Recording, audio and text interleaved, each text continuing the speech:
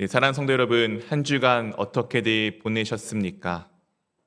네, 즐거우셨습니까?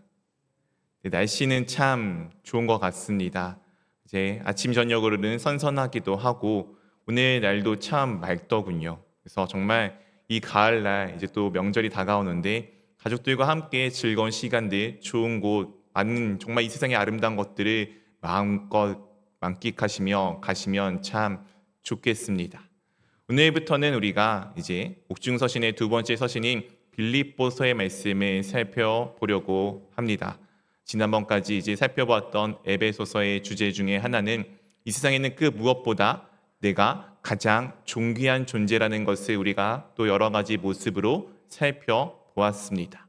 그 이후에 오늘부터는 빌립보서를 통해서 또 우리 가운데 전하여 주시는 하나님의 말씀이 무엇인지를 함께 살펴보려고 합니다.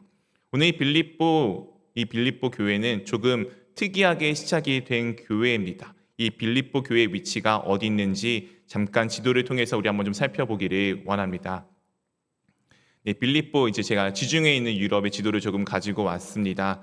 이제 저기 장화처럼 보이는 곳이 이탈리아고 그 옆에 있는 것이 현대의 그리스입니다. 그리고 옆에 또 이렇게 폴통 튀어나와 있는 곳이 지금 튀르키예라고 불려지는 터키 지역, 그리고 성경에서는 소아시아 지역이라고 불려지는 곳입니다. 가장 또 이제 끝에 있는 대륙, 이렇게 세로로 있는 대륙이 그곳이 바로 이스라엘 땅이 있는 곳입니다. 우리 이제 사도 바울은 저 이스라엘 땅에서부터 이제 수많은 곳을 다녔지만 대부분은 모든 복음의 전도를 소아시아 지역, 지금 튀르키예라고 불려지는 지역 가운데서만 하였습니다. 그런데 오늘의 이 시작이 조금은 이 유럽 대륙으로 지금 저 빌립보라고 적혀져 있는 그리스 지역 위쪽의 마케도니아 지역으로 옮겨가는 계기가 사도행전 16장에 우리 가운데 잘 말씀하여 주고 있습니다. 그래서 오늘은 빌립보서가 이 빌립보 교회가 어떻게 시작되었는지 말씀을 통해서 조금 살펴봄으로써 한번 같이 보도록 하겠습니다. 사도행전 16장 6절부터 7절까지 이렇게 우리 가운데 말씀하여 주고 있습니다. 우리 한 절씩 번갈아 가면서 읽도록 하겠습니다.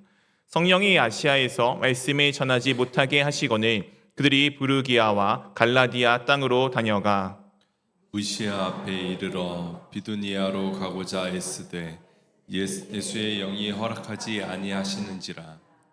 사도 바울은 지금 1차 전도 여행이 끝났고 그 마무리를 예루살렘에서 짓고 난 이후에 다시 2차 전도 여행을 지금 떠나는 가운데 있습니다. 그 일행의 대표적인 함께 동역자 중에 한 명은 실라였고 또 한 명은 양아들과 같았던 디모데였습니다. 오늘 그들은 여전히 처음과 같이 소아시아 지역에 복음을 전하기 위해서 다니려고 하였는데 놀랍게도 그들이 그 곳 가운데서 말씀을 계속 하나님께서 성령 하나님께서 전하지 못하게 하신다라고 오늘 말씀하여 주고 있습니다. 그들이 계속해서 하고자 했으나 성령 하나님이 막으시는 가운데 이런 환상을 지금 바울이 하나 보게 됩니다. 사도행전 16장 9절 10절 한 절씩 번갈아 가면서 읽어보도록 하겠습니다. 밤에 환상이 바울에게 보이니 마게도냐 사람 하나가 서서 그에게 청하여 이르되 마게도냐로 건너와서 우리를 도우라 하거늘. 바울이 그 환상을 보았을 때 우리가 곧 마게도냐로 떠나기를 힘쓰니 이는 하나님이 저 사람들에게 복음을 전하라고 우리를 부르신 줄로 인정함이러라.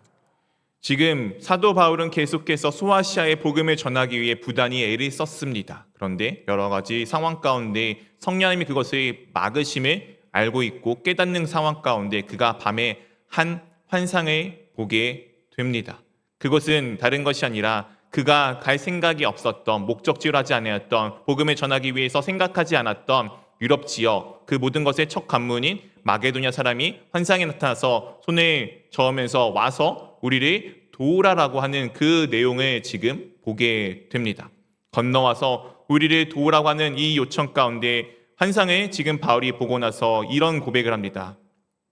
저 사람들에게 복음을 전하라고 우리를 부르신 줄로 인정함이러라. 이 환상은 꿈입니다.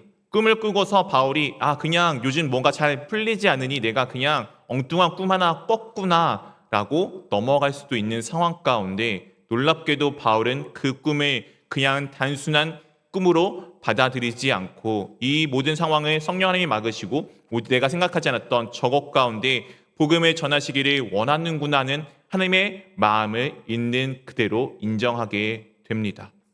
사랑하는 성도 여러분, 여러분들은 계획이 있으십니까? 이제 4분기가 들어가고 있습니다. 이 올해 한 해가 어떠했는지 계획을 마무리하고 계실 단계이시 않습니까? 그리고 또한 내년의 계획들이 어떻게 해나가야 될지를 계획하시고 계시지 않습니까? 우리는 수많은 계획과 생각들을 하며 살아갑니다. 사람들마다 정도의 차이가 있겠지만 저는 정말 많은 계획을 세우고 살아가는 사람 중에 하나입니다. 심지어 저는 밥상은 머리에 앉아서도 반찬에 먹을 순서를 계획하고 생각하며 먹습니다. 참 복잡한 사람이죠. 네, 그런 제가 이 계획하고 있는 것이 흐트러지는 것을 상당히 별로 좋아하지 않습니다. 요즘에는 좀 많이 나아졌지만 그럼에도 불구하고 한 번씩 내가 세워놓은 계획이 다른 이유로 인해서 틀어지면 그때마다 불쑥불쑥 나오는 이 화를 참 참기가 어려울 때가 있습니다. 바울은 어떤 사람인지 우리가 정확히 알 수는 없지만 아마 그도 참 주도 면밀하고 모든 것을 계획 가운데 하였던 사람일 것입니다. 그럼 그가 지금 이상한 꿈 하나로 자신의 계획이 틀어지게 되는 이 상황 가운데 무엇하냐면은 그것이 틀어짐에 화를 내는 것이 아니라 하나님의 뜻이 어디 있는지 발견하고 그것을 인정하는 모습을 우리 가운데 보여주고 있습니다. 사랑하는 성도 여러분, 여러분들은 여러분의 삶의 주관자이신 하나님께서 얼마나 붙들고 계시는지를 얼마만큼 인정하고 계십니까? 우리의 삶이 때로는 흐트러질 수가 있습니다. 우리의 삶이 때로는 틀어질 수가 있습니다. 계획한 바가 다 어그러지고 모든 것이 무너질 수도 있으며 내 삶에 갖고 있던 모든 것이 사라질 수도 있습니다. 그때에도 여러분들은 하나님이 하나님 되심을 인정하고 계십니까? 우리가 원하기는 그 어떤 상황에도 하나님께서 나를 붙드시고 계심을 인정하며 나아가기를 원합니다. 오늘 바울은 자신의 계획과 달라지는 이 상황 가운데 이 엉뚱한 꿈 같은 것을 꿈으로만 여기지 아니하고 하나님의 뜻으로 여기고 그 하나님의 뜻을 있는 그대로 인정하며 나아갑니다. 그렇게 그가 지금 원래 계획에도 없던 생각에도 없던 마게도냐 지방으로 건너가게 됩니다. 12절부터 14절까지 우리 한 절씩 번갈아 가면서 읽어보도록 하겠습니다. 거기서 빌립보에 이르니 이는 마게도냐 지방의 첫 성이요 또 로마의 식민지라. 이 성에서 수일을 유하다가 안식일에 우리가 기도할 곳이 있을까 하여 문 밖 강가에 나가 거기 앉아서 모인 여자들에게 말하는데 14절 같이 읽어보도록 하겠습니다. 두아디아 시에 있는 자색 옷감 장사로서 하나님의 섬기는 루디아라 하는 한 여자가 말을 듣고 있을 때 주께서 그 마음을 열어 바울의 말을 따르게 하신지라. 오늘 지금 이 마게도냐 지방의 첫 성이라고 불려지는 것은 첫 번째 성이 아니고 그곳을 대표하는 성입니다. 이곳을 대표하는 이 마게도냐 지방을 대표하는 성인 빌립보에 지금 이르게 됩니다. 이 빌립보라는 성은 우리가 잘 알고 있는 알렉산더 대왕의 아버지인 필립 2세가 세운 성읍입니다. 이 성읍 가운데 로마가 취하였던 정책은 이 마게도냐 지방의 대표적인 이 성읍이 조금 로마화 되기를 원했어요. 로마와 같은 도시가 되기를 원하였습니다. 그리하여서 그곳 가운데 퇴역한 군인 500명을 가장 먼저 정착을 시킵니다. 그래서 그들이 그곳 가운데 살아가면서 로마 본토에 있는 수많은 로마 시민이 갖고 있는 혜택을 똑같이 누리게 됩니다.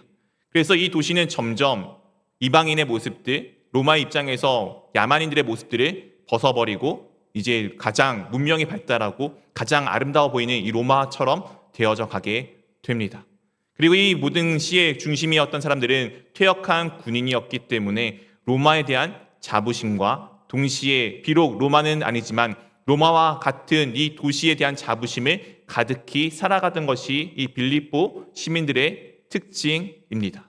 또한 이 빌립보는 아시아와 유럽을 잇는 중요한 가도 중에 한 지류에 있는 곁에 있는 중요한 도시였으며 전쟁 가운데 상당한 유충지였고 주변에는 금광도 있고 그리고 당시에 되게 중요했던 물이 가득히 있는 풍족하고 아름다운 도시였습니다.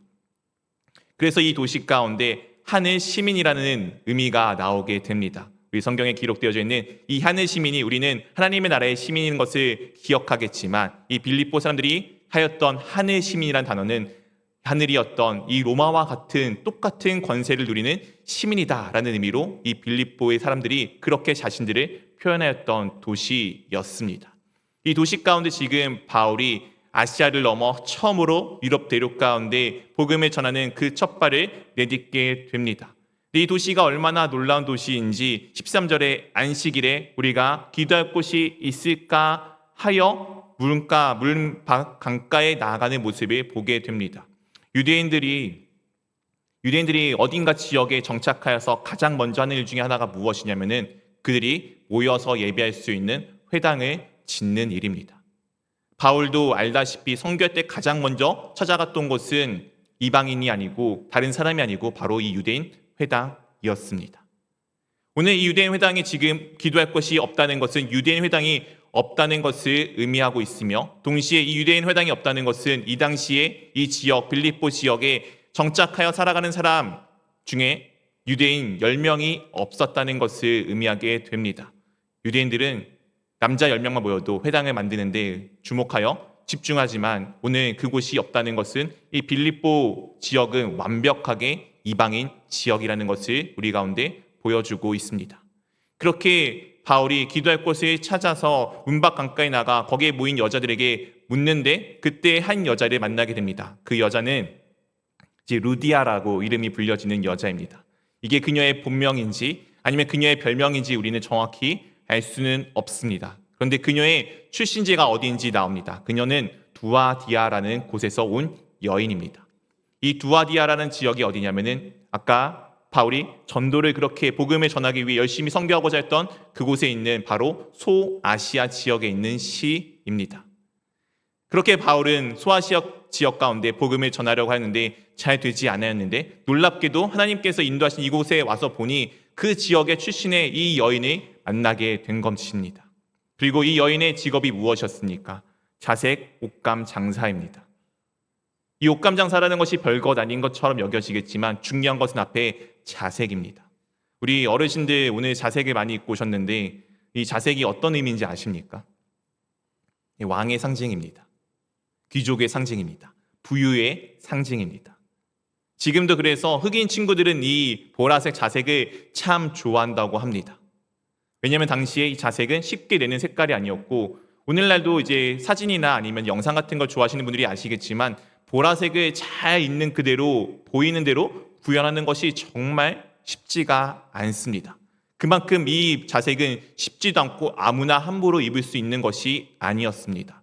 오늘 이 루디아가 이 자색 옷감을 만드는 사람이라면은 오늘로 따지면 이런 사람일 수 있을 것 같습니다. 코코 샤넬의 창시자 같은 어떤 명품을 만들었던 그런 여인네와 같은 사람입니다. 그가 함께하였던 사람들은 그냥 단순한 세상의 평민들이 아니라 정말 귀족들, 왕족들, 정말 존귀한 사람들만 만나고 그들과 상대하였던 사람이었음을 이 여인의 직업 하나로 우리 가운데 충분히 보여주게 됩니다. 그녀가 지금 무엇을 하게 되냐면 그가 바울을 만나 주께서 그녀의 마음을 열어주십니다. 이 여인은 원래 하나님을 섬기는 사람이었는데 주께서 마음을 열어주자 바울의 말을 듣고 이와 같은 일을 하게 됩니다. 15절 말씀을 한번 같이 읽어보도록 하겠습니다. 그와 그 집이 다 침례를 받고 우리에게 청하여 이르되 만일 나를 주 믿는 자로 알거든 내 집에 들어와 유하라 하고 강권하여 머물게 하니라. 그와 그 집이 루디아와 루디아가 함께 살아가고 있는 그 집이 다 무엇을 받았습니까? 침례를 받았습니다. 이 루디아라는 여인은 원래는 이방 여인이었을 것입니다. 이방인들이 하나님을 섬긴다는 것은 참 쉽지 않습니다. 하나님의 존재가 진짜 창조주이시고 그분이 위대하시고 그분이 모든 것의 주관자이심을 알고 있기에 그것에 어떻게 압도되었기에 믿을 수밖에 없지만 놀랍게도 당시의 유대인들은 이방인들에게 구원이 없다고 전하였습니다. 이방인으로서 하나님을 믿는데 그분이 이런 존재를 알고 가는 것은 너무나도 좋은데 이것이 내 삶에 구원이 되지 않는 그 아픔, 힘든 상황이 그들 가운데는 항상 있었습니다. 그런데 오늘 그 마음을 하나님께서 여시고 지금 그가 예수 그리스도를 통하여서 내가 비록 이방인이지만 주 하나님을 믿는 내가 예수 그리스도를 믿는 내가 구원을 받을 수 있다는 그 기쁨의 감격에 그녀가 그의 가족들과 함께 예수님을 고백하며 주님으로 고백하며 침례를 받는 모습을 우리 가운데 보여주고 있습니다. 바울이 계획했던 것이 다 어그러졌지만 놀랍게 하나님께서는 그 놀라우신 계획으로 바울의 그 계획들을 이루어 주셨습니다. 소아시아에 전하고 싶었던 그의 복음이 소아시아 출신인 이 여인을 통해서 지금 복음이 전하여지게 되었고 놀랍게도 이 여인 하나뿐만 아니라 그녀를 통해서 지금 이 유럽 지역에 처음으로 내딛었던 이 발걸음을 옮길 수 있는 전초기지가 하나 지금 마련되게 되었습니다. 그리고 이외에도 우리가 잘 알고 있는 놀라운 사건들이 일어나게 됩니다. 바울이 계속해서 이곳 가운데 복음을 전하자 한 귀신 들린 여인이 계속해서 바울을 쫓아와서 괴롭히는 것입니다. 이 여인은 귀신 들려서 점을 보는 여인이었고 이 여인의 주인이 그녀를 통해서 많은 이득을 취하고 있는 상황 가운데 있었습니다.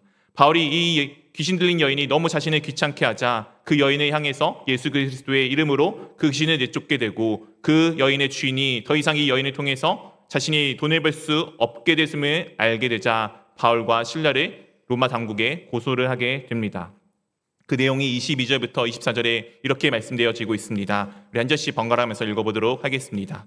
무리가 일제히 일어나 고발하니 상관들이 옷을 찢어 벗기고 매로 치라 하여 많이 친 후에 옥에 가두고 관수에게 명하여 든든히 지키라 하니 그가 이러한 명령을 받아 그들을 깊은 옥에 가두고 그 발을 착고에 든든히 채웠더니 오늘 지금 바울과 실라가 이 여인, 귀신 들렸던 여인의 주인들로 인하여서 지금 감옥에 갇히게 되었습니다. 우리 사랑 성도 여러분 살아가다 보면은 참 억울한 일들을 당할 때 있으시죠? 오늘 바울과 실라가 하였던 것은 무엇이었습니까? 그들이 어떤 죄를 지었습니까? 이들이 고소해야 했던 것처럼 로마가 받아들이지 못할 문화과 풍습을 지금 전하였던 것이었습니까? 그렇지 않습니다. 그들은 오직 하나님의 말씀에 따라 예수 그리스도의 말씀에 따라 복음을 전하고 있는 상황 가운데 있었습니다. 그리고 귀신을 쫓는 것 그것이 하나님 나라에 있어서 무엇이 그렇게 잘못된 일입니까? 어떻게 보면은 그것은 하나님이 원하시고 바라시는 일 아니었습니까? 그런데 그 일을 통해 지금 바울과 실라가 무슨 일을 당하게 됩니까? 그냥 감옥에 갇히는 것도 아니고 매를 맞고 감옥에 갇히게 되었습니다. 아마 이 상황이라면은 나는 어떻게 했을까요? 이런 억울한 상황 가운데 나라면 어떻게 했을까요? 내가 하나님의 일을 열심히 하는데 그 하나님의 일로 인해서 내가 오히려 더 어려움에 빠진다면은 우리는 어떻게 해야 했을까요? 오늘 놀랍게도 바울과 실라는 이런 모습을 우리 가운데 보여주게 됩니다. 25절 말씀 같이 읽어보도록 하겠습니다. 한밤중에 바울과 실라가 기도하고 하나님을 찬송하며 죄수들이 듣더라. 한밤중에 바울과 실라가 무엇을 하냐면은 기도하기 시작합니다. 왜 이런 일이 일어났을까? 하나님께 묻고 간구하며 나아가기 시작합니다. 그 기도하는 가운데 기도를 하다 보니 아버지 하나님의 뜻이 발견되어지고 하나님을 찬송하기 시작합니다. 그들이 처음부터 감사와 찬송을 한 것이 아닙니다. 하나님께 왜 이 상황이 벌어졌는지 묻고 묻는 기도 가운데 하나님의 뜻을 알게 되자 그들이 찬송을 하기 시작합니다. 놀랍게도 이 기도와 찬송하는 것을 누가 들었다고 말씀하여 주고 있습니까? 죄수들이 그것을 듣게 되었습니다. 이 상황 가운데 또 놀라운 일이 이 감옥 가운데 이뤄지게 됩니다. 26절부터 28절까지 우리 한 절씩 번갈아가면서 읽어보도록 하겠습니다. 이에 갑자기 큰 지진이 나서 옥토가 움직이고 문이 곧 다 열리며 모든 사람의 매인 것이 다 벗어진지라. 간수가 자다가 깨어 옥문들이 열린 것을 보고 죄수들이 도망한 줄 생각하고 칼을 빼어 자결하려 하거늘 28절 같이 읽어보도록 하겠습니다. 바울이 크게 소리질러 이르되 내 몸을 상하지 말라 우리가 다 여기 있노라 하니 이 한밤중에 기도하고 찬송을 하니 갑자기 지진이 나서 모든 옥토문이 열리고 문만 열린 것이 아니라 발에 채워졌던 착고까지 다 풀리게 되었습니다. 이 상황 가운데 간수가 일어나 이 상황을 보니 야, 모든 죄인들이 다 도망갔겠구나 하여서 자신의 목숨을 끊으려고 합니다. 왜냐하면은 이 죄인들의 목숨은 이 간수에게 책임이 있고 이 죄인들이 도망간 것이 밝혀지면은 이 간수의 목숨뿐만 아니라 그와 함께하였던 모든 사람의 목숨이 위험한 일이었기 때문입니다. 그때 그런 상황 가운데 바울이 크게 소리질러 무엇이라고 말하고 있습니까? 내 몸을 상하지 말라. 우리가 다 여기 있노라. 여기에 우리는 바울과 실라뿐 아니라 함께하였던 모든 죄수입니다. 모든 죄수가 당연히 옥문이 열리고 발의 척고가 풀리면 어떻게 해야 합니까? 도망가야 합니다. 바울과 실라야 이유를 안다고 치지만 나머지 모든 죄수들은 그 이유를 알지 못하지 않습니까? 그런데 그들이 바울과 실라와 같이 똑같이 여전히 그 자리 가운데 남겨져 있다는 것은 하나님의 놀라운 은혜이며 동시에 그들이 바울과 실라가 하였던 기도와 찬양, 그 찬송의 내용을 그들이 들었기 때문에 그들이 그 가운데서 하나님의 뜻을 함께 발견하고 동참하였음을 우리 가운데 보여주고 있습니다. 이 사건을 통해서 놀랍게도 또 한 집안이 이와 같은 일을 겪게 됩니다. 29절부터 34절까지 우리 한 절씩 번갈아 가면서 읽어보도록 하겠습니다. 간수가 등불을 달라고 하며 뛰어들어가 무서워 떨며 바울과 실라 앞에 엎드리고 그들을 데리고 나가 이르되 선생들이여 내가 어떻게 하여야 구원을 받으리이까 하거늘 이르되 주 예수를 믿으라. 그리하면 너와 내 집이 구원을 받으리라 하고 주의 말씀을 그 사람과 그 집에 있는 모든 사람에게 전하더라. 그 밤 그 시각에 간수가 그들을 데려다가 그 맞은 자리를 씻어주고 자기와 그 온 가족이 다 침례를 받은 후 그들을 데리고 자기 집에 올라가서 음식을 차려주고 그와 온 집안이 하나님의 믿음으로 크게 기뻐하니라. 오늘 간수가 이 상황 가운데 바울과 실라를 찾아가 엎드려 가장 먼저 묻는 것이 무엇이었습니까? 어떻게 하여야 구원을 받으리까를 묻고 있습니다. 이 사람 평상시에 그것에 대한 의문이 있었을 거예요. 앞에 있는 이 구원 가운데 정말 모든 것이 다 풀려져 있는 이 바울과 실라가 나가지 않았다는 것은 진정한 구원이 그들 가운데 있기에 이 상황에 탈출하지 않았음을 분명히 이 간수는 알았을 것입니다. 그래서 그에게 가서 물었을 때 바울이 무엇이라 대답합니까? 주 예수 그리스도를 믿으라. 주 예수 그리스도를 믿으라. 주 예수 그리스도를 믿으라. 사랑하는 성도 여러분, 주 예수 그리스도를 믿고 계십니까? 우리의 필요한 것은 무엇입니까? 우리의 필요한 것은 감옥과 같은 이 세상에 옥문이 열리는 것도, 착고가 풀리는 것도, 어떤 계획도, 능력도, 힘 있는 그 무엇도 아닙니다. 우리의 가장 중요한 것은 예수 그리스도이십니다. 오늘 주 예수 그리스도를 믿으라 이 한마디에 지금 이 집안이 이 상황에서 구원을 우리 가운데 받는 것을 보여주고 있지 않습니까? 그리고 그들이 지금 바울과 실라와 함께 음식을 나누는 것을 우리 가운데 보여주고 있습니다. 유대인들, 이방인들과 함께 식사하지 않습니다. 함부로 식사하지 않습니다. 그런데 바울과 실라가 그들과 함께 하였다는 것은 그들과 한 형제 자매가 되었음을 우리 가운데 보여주고 있습니다. 그리고 이것으로 인하여서 그들이 어떻게 하냐면 크게 기뻐하였다라고 말씀하여 주고 있습니다. 사랑하는 성도 여러분, 우리는 한 형제 자매입니다. 우리 옆에 누군가가 구원을 받았다면 그것만으로 우리가 참 기뻐하기 원합니다. 그 사람의 됨됨이가 어떤데? 그 사람이 이런 사람인데 옛날에 이런 사람이었대. 그거 중요하겠죠. 세상에선 중요하겠죠. 근데 우리 교회 안에서는 그것은 아무것도 아닙니다. 그 사람이 무엇이든 어떠한 사람이었든 그것이 중요한 것이 아니라 그 사람이 지금 예수 그리스도 안에서 주 예수 그리스도를 믿고 살아가느냐가 그렇지 않느냐가 우리 가운데 중요합니다. 원하기는 우리 안에 그 하나된 마음이 있기를 원합니다. 너의 모습이 이러한데, 너의 형태는 이랬는데, 너가 잘났네, 못났네를 나누는 것이 아니라 우리는 다 주님 안에 하나야. 우리는 주 예수 그리스도를 믿는 가운데 하나로 나아가고 있어. 이것을 크게 기뻐하는 우리 모두가 되기를 원합니다. 이외에 여러 가지 사건이 있은 다음에 이 바울과 실라가 풀려나게 됩니다. 그리고 나서 그들이 향하여 가는 곳이 있습니다. 40절 말씀 이렇게 우리 가운데 말씀하여 주고 있습니다. 두 사람이 옥에서 나와 루디아의 집에 들어가서 형제들을 만나보고 위로하고 가니라. 아까 그 강가에서 만났던 자색 물감 옷감을 팔던 이 여인 루디아 집에 들어가는데 오늘 그 집의 사람들이 무엇이라고 표현하고 있죠? 형제들이라고 표현하고 있습니다. 주 예수 그리스도 안에서 한 형제 자매가 되었음을 우리 가운데 보여주고 있습니다. 사랑성도 여러분, 여러분들은 우리는 한 형제 자매입니까? 우리가 주 예수 그리스도와 함께하는 한 형제 자매입니까? 우리가 한 형제 자매로서 서로가 서로를 아끼며 서로가 서로를 사랑하기를 원합니다. 오늘 바울은 낯선 땅에 계획하지도 않았던 그 이방인 땅에 가서 한 이방 여인과 이방인을 만나 그들과 한 형제 자매가 되었습니다. 감히 함께할 수도 없고 감히 가까이 할 수도 없는 그들이 주 예수 그리스도라는 머리 아래에 하나가 되었습니다. 우리도 그런 공동체가 되기를 원합니다. 각양각색의 다양한 사람들, 다양한 연령의 사람들이 모여 있습니다.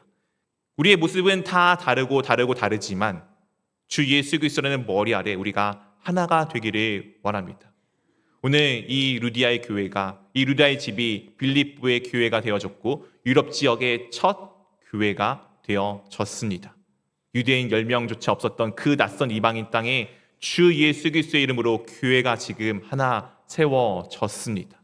그 교회 가운데 보내는 편지가 바로 이 빌립보서이며 이 빌립보서의 가장 첫 시작이 이렇게 우리 가운데 말씀하여 주고 있습니다. 빌립보서 1장 1절 말씀 우리 같이 읽어보도록 하겠습니다. 그리스도 예수의 종 바울과 디모데는 그리스도 예수 안에서 빌립보에 사는 모든 성도와 또한 감독들과 집사들에게 편지하노니. 그리스도 예수의 종 바울과 디모데는 이라고 기록되어져 있습니다. 바울은 사실 자신의 사도권을 엄청 많이 강조하는데 오늘은 그 내용을 담지 않았습니다. 왜냐하면 빌립보 교회 사람들은 유대인들의 관점이 아니고 그들의 그냥 관점으로 있는 그대로 바울을 바라보았기 때문입니다. 다른 수많은 사람들은 바울이 야 예수님의 제자가 아니잖아. 예수님과 함께하지 않았잖아. 그가 진짜 사도가 맞아? 그가 진짜 사도가 맞아? 라는 수많은 의문을 가지고 있었습니다. 그들의 선입견으로, 그들의 오랫동안 배워왔던 신앙적 색깔로. 그런데 빌립보에 있는 교인들은 그렇지 않습니다. 그냥 복음을 있는 그대로 받아들였습니다. 그렇게 바울이 사도이냐 그렇지 않느냐가 중요하지 않았습니다. 바울을 본 것이 아니라 바울을 통해 전하시는 하나님의 말씀, 예수님의 말씀을 그냥 있는 그대로 보았습니다. 그렇게 그들은 하나님의 말씀을 있는 그대로 받아들이고 바울을 있는 그대로 인정하고 있었습니다. 우리 가운데 그런 인정이 있기를 원합니다. 서로가 정말 주 예수 그리스도 안에서 그 한 명 한 명이 얼마나 귀하고 아름다운 존재인지를 인정하기를 원합니다. 그 인정이 있다면 우리 가운데 이런 것이 있게 될 것입니다. 빌립보서 1장 2절 말씀입니다. 우리 같이 읽어보도록 하겠습니다. 하나님 우리 아버지와 주 예수 그리스도로부터 은혜와 평강이 너희에게 있을지어다. 은혜와 평강이 하나님 우리 아버지와 주 예수 그리스도로부터 우리에게 있을 것입니다. 우리가 주 예수 그리스도를 머리로 삼고 그 아래 우리가 한 형제 자매임을 고백하는 그 순간마다 서로가 서로의 있는 모습을 있는 그대로 인정하고 그 사람을 통해 하나님께서 일하심을 인정하는 우리가 주 예수 그리스도와 하나님으로부터 오는 은혜와 평강을 누리며 살아가게 될 것입니다. 세상이 아무리 어렵다고 하여도 내 삶이 아무리 힘들다고 하여도 주님께서 나와 함께 하시는 그 평강과 은혜가 우리 가운데 충만하기를 원합니다. 그 은혜가 우리 가운데 있음을 고백하기를 원합니다. 우리가 주 예수 그리스도 안에 살아가는 삶임을 고백하는 공동체가 될 수 있기를 원합니다. 그러하여 이 한 주간의 삶도 승리하는 삶이 될 수 있기를 주님의 이름으로 축원드립니다.